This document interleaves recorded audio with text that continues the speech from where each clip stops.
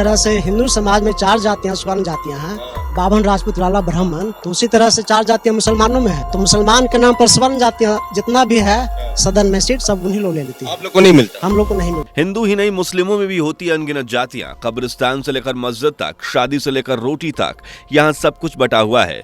भेदभाव से भरे मुस्लिमों की सच्चाई का आज होगा खुलासा। अल्पसंख्यक मुसलमान कहकर आपको बरगला रहे हैं राजनीतिक रोटियां सेकने वाले सत्ता के पुजारी। एक ही सफ में खड़े हो गए महमूद और अयाज, ना कोई बंदा रहा ना कोई बंदा नवाज। उर्दू की ये मशहूर शायरी अल्लामा इकबाल ने लिखी, जिसका अर्थ है कि महमूद गजनवी और उनके गुलाम अयाज जब नमाज पढ़ने के लिए खड़े होते हैं तो दोनों एक ही लाइन में होते हैं, यानी कि ना तो उसमें उस समय कोई बादशाह होता है और ना ही कोई गुलाम। सीधे शब्दों में कहें तो इकबाल इस शेर के जरिए बताना चाह रहे हैं कि इस्लाम धर्म के सभी मानने वाले बराबर हैं, उनमें किसी प्रकार की कोई ऊंच नीच नहीं है। लेकिन क्या सच में ऐसा है? क्या मुस्लिम सच में एक बराबर हैं? यहाँ क्या जातिवाद नहीं? क्या सिर्फ शिया सुन्नी 2 समुदाय हैं? क्या यहाँ कोई भेदभाव नहीं, कोई जाति नहीं? जवाब है नहीं। बिल्कुल, मुस्लिम आबादी में हिंदुओं से ज्यादा जातियां देखने को मिलती हैं। जहां बिल्कुल सही सुन रहे हैं आप। कांग्रेस और समाजवादी लीडर्स अखिलेश यादव और राहुल गांधी के मुंह से आपने अक्सर दलित पिछड़ों का नाम सुना होगा। ब्राह्मण, क्षत्रिय, ठाकुर, बनिया, कुम्हार, दलित और ना जाने कितनी ही हिंदुओं की जातियों के बारे में सुना होगा। लेकिन ये राजनेता कभी मुस्लिमों की उनकी जातियों के नाम नहीं बुलाते। आगामी जनगणना को लेकर यही राजनीतिक पार्टियां हिंदुओं की जातिगत जनगणना की बात कराती है, लेकिन मुस्लिमों की जातियों की जब बात उठती है तो यही राजनेता मुंह पर ताला लगाकर बैठ जाते हैं। जबकि शिया और सुन्नी तो सिर्फ ऊपरी परत है। सच तो यह है कि इसके अंदर जातियों की एक लंबी वर्णमाला है, जिसे गिनते गिनते आप और हम थक जाएंगे। आपने सुना होगा कि हिंदुओं को 4 वर्गों में बांटा गया है। हालांकि ये सभी व्यक्ति के कर्म के आधार पर था, लेकिन धर्म और राजनीति के ठेकेदारों ने इन्हें अलग अलग जातियों में बांटना शुरू कर दिया। जबकि मुसलमानों को यही राजनीतिक लोग सिर्फ मुसलमान या फिर अल्पसंख्यक कहकर पुकारते हैं, और पूरी दुनिया भी मुसलमान को शिया सुन्नी सिर्फ 2 समुदायों में देखती है। लेकिन सही मायनों में इनके अंदर भी 3 जातियां होती हैं, अशराफ, अजलाफ और इसके साथ साथ अर्जाल समूह। लेकिन ये भी सिर्फ ऊपरी हिस्सा है, जबकि इन तीनों जातियों के अंदर भी अलग अलग वर्ग बटे हुए हैं। जैसे अशराफ समूह की बात करें तो इनमें सैयद, शेख, रिजवी, पठान, मुगल जैसी कई जातियां हैं। यानी मुसलमानों की सबसे ऊंची जाति, जिसे आप हिंदुओं के नजरिए से जनरल कैटेगरी भी समझ सकते हैं, ये वो मुसलमान हैं जो दूसरे देशों से भारत में आकर बसे हैं।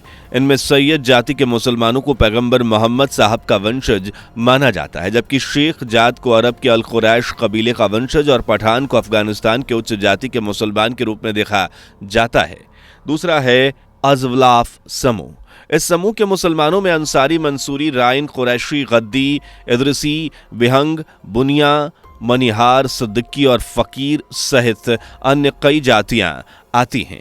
जिस तरह हिंदुओं में ओबीसी मध्यम वर्ग है, उसी तरह मुसलमानों में अजलाफ समूह से जुड़े मुसलमानों को मध्यम वर्गीय मुसलमान माना जाता है। और इस वर्ग में कुरैशी जाति स्पेसिफिकली मीट का व्यापार करती है, जबकि अंसारी कपड़ा बुनाई से जुड़े हुए हैं। कहते हैं कि जैसे अभी के हिंदुओं में यादव, कोयरी और कुर्मी जाति की स्थिति है, वैसी इस वर्ग में अंसारी, मंसूरी, राइन और कुरैशी की है। तीसरा और आखिरी समूह है अर्जाल जाति समूह, जिनमें हलाल खोर, हवारी, रज्जाक, भटियारा, फकीर, शाह, डफली, नट, लालवेदी, बंजारा, धोबी, रणकी, रंगरेज, जोगी, बको, विष्टी जैसी जातियों के मुसलमान आते हैं। जिस तरह से हिंदू समुदाय में दलित और पिछड़ा वर्ग होता है, मुसलमानों में अर्जाल भी उसी तरह है, यानी पिछड़ा वर्ग जो आर्थिक रूप से कमजोर है, और दूसरे मुस्लिम्स भी इन्हें नीची नजर से देखते हैं। इन्हीं में से एक मुसलमान और निकलते हैं पसमानदा मुसलमान। बीते साल यानी 2023 की बात है, जब प्रधानमंत्री नरेंद्र मोदी ने मध्य प्रदेश की राजधानी भोपाल में बूथ कार्यकर्ताओं को संबोधित करते हुए कहा था कि वोट बैंक की राजनीति करने वाले ने पसमानदा मुसलमानों का जीना मुश्किल कर रखा है। इन लोगों को इतना नुकसान हुआ कि आने वाली कई पीढ़ियों को इसका खामियाजा भुगतना पड़ेगा। लेकिन क्या आपने इस भाषण के बाद खुद से सवाल किया कि आखिर ये पसमानदा मुसलमान होते कौन है? चलिए हम बताते हैं, लेकिन उससे पहले चैनल से पहली बार जुड़े हैं तो सब्सक्राइब करके बेल आइकन को प्रेस कर लीजिएगा। दरअसल अलग अलग रिसर्च पेपर्स में बताया गया है कि जब भारत में दलित और पिछड़ी जाति के हिंदुओं के साथ जातिगत भेदभाव हो रहा था, उन्हें परेशान किया जा रहा था, तब उनमें से ज्यादातर लोगों ने धर्म परिवर्तन करके इस्लाम को अपना लिया था और उस वक्त ये दलित और पिछड़े हिंदू मुसलमान बन गए। लेकिन अफसोस, मुसलमान बनने के बाद भी इनके साथ जातिगत भेदभाव खत्म नहीं हुआ। अगड़ी जाति के मुसलमानों ने इन पसमानदा और पिछड़े मुसलमानों को खुद से अलग कर दिया।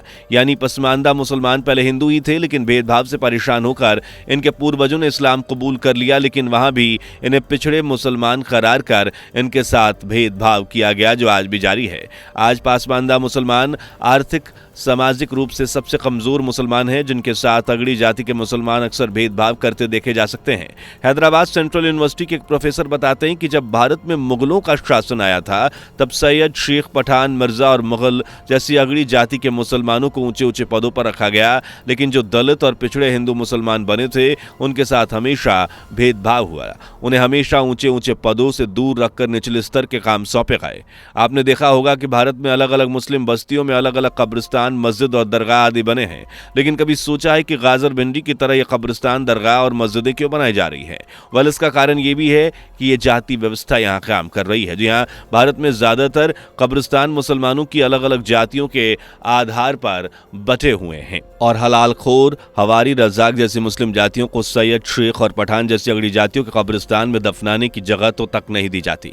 पुलिस तक को बुलाना पड़ता है और खूब हो हल्ला मचता है। और तो और कुछ कब्रिस्तानों के बाहर ये तो भी लिखा होता है कि वो कब्रिस्तान किस जाति का है, ताकि दूसरी जाति के लोग उस कब्रिस्तान में घुसे नहीं। इतना ही नहीं, हमारे देश में जितनी भी मस्जिदें खड़ी हैं, उनमें भी मुस्लिम जातियों की झलक है। निम्न जातियों के लोग अगड़ी जातियों कि मस्जिदों में नहीं जाते और अगड़ी जाति के मुस्लिम निम्न जातियों की मस्जिदों में जाना ही नहीं चाहते। सिर्फ मस्जिद ही नहीं, बस्तियां, गांव, इलाके भी मुसलमानों के अलग अलग जाति के हिसाब से बांट रखे हैं। जैसे पश्चिमी उत्तर प्रदेश के संभल में तुर्क और लोधी मुसलमान जैसी जातियां, इनके बीच हमेशा खींचतान चलती रहती है। इसके अलावा शादियों में भी मुसलमानों में जमकर जातिवाद होता है। प्रोफेसर इम्तियाज अहमद बताते हैं कि मुसलमानों में अलग अलग जातियों के रीति रिवाज भी अलग अलग हैं। मुसलमानों में भी लोग अपनी ही जाति देखकर शादी करना पसंद करते हैं। खुद राज्यसभा सांसद रहे अली अनवर अंसारी ने कहा था कि जीने से मरने तक मुसलमान जातियों में बटा हुआ है। शादी तो छोड़िए, रोटी बेटी का रिश्ता भी नहीं है। एक दो अपवाद को छोड़कर उनका कहना है कि जाति के आधार पर कई मस्जिदें बनाई गई हैं। गांव गांव में जातियों के हिसाब से कब्रिस्तान है। हलाल खोर, हवारी, रज़ाक जैसे मुस्लिम जातियों को सैयद, शेख, पठान आदि अगली जातियों के कब्रिस्तान में दफनाने की जगह नहीं देते। उनके अनुसार कई बार इस विवाद में पुलिस तक बुलानी पड़ती है। लेकिन अफसोस की बात है कि हमारे राजनेता हमेशा हिंदुओं को ही जातिवाद के नाम पर बरगलाने की कोशिश करते हैं। जैसे अभी कुछ समय पहले ही एक केस हुआ था जिसमें सुल्तान द्वारा डकैती मामले में आरोपी मंगेश यादव का एनकाउंटर हुआ, तो उस समय सपा प्रमुख अखिलेश यादव सिर्फ जातिवाद की ही पीपड़ी बजा रहे थे। अभी हाल ही में की बात ले लीजिए, उत्तर प्रदेश के बहराइच में हिंदू युवक रामगोपाल मिश्रा की मुस्लिम द्वारा बेरहमी से हत्या कर दी गई, लेकिन इस युवक के लिए नाइंसाफ मांगने की जगह सपा प्रमुख अखिलेश यादव ने उल्टा हिंदुओं को नसीहत दे डाली। आपको माता का जुलूस उस रास्ते से निकालना ही नहीं चाहिए था, जबकि हिंदू मीडिया में साफ कह चुके हैं कि यह जुलूस हर साल उसी रास्ते से निकलता है। यानी अपने ही देश में हिंदुओं को यह नसीहत दी जा रही है कि जहां मुसलमान हैं वहां जाना छोड़ दीजिए। अब आप खुद सोच सकते हैं कि सिर्फ कुर्सी के लिए खेलने वाले ये राजनेता किस तरह से हिंदुओं को बांटकर आपस में फूट डलवाकर अंग्रेजों वाली फूट डालो, राज करो की नीति का सहारा ले रहे हैं। देश में जातिगत जनगणना को लेकर काफी माहौल भी बनाया जा रहा है, जबकि मुसलमानों को अल्पसंख्यक बताया जा रहा है। जबकि हकीकत देखें तो आज भारत के कई इलाके, कॉलोनी, शहर, गांव, कस्बे, राज्य ऐसे हैं जहां हिंदुओं से ज्यादा मुस्लिमों की आबादी है। लेकिन ये चीजें कभी आपको नहीं बताई जाएंगी। आपको सिर्फ जातिगत चश्मे के आधार पर बांटकर अपने सांसद बैठाने का काम किया जाएगा। हिंदुओं को बरगलाकर वोट निकालकर सिर्फ उन्हें जातिवाद में बटे रहने दिया जाएगा। और जब रामगोपाल मिश्रा जैसे केस होंगे तो हिंदुओं को ही सलाह दी जाएगी कि आप अपना रास्ता बदल दीजिए। इसलिए अपनी आंख पर चश्मे को हटाइए और देखिए कि कुर्सी के रखवाले आपकी मासूमियत के साथ खेल रहे हैं, कैसे हिंदुओं को बांटने का काम कर रहे हैं। वीडियो पसंद आई हो तो लाइक, शेयर करके चैनल को सब्सक्राइब करके बेल आइकन को भी प्रेस जरूर करें। दोस्तों, आपको स्क्रीन पर 2 और वीडियोस दिखाई दे रही हैं, जिसे देखने के लिए स्क्रीन पर क्लिक करें।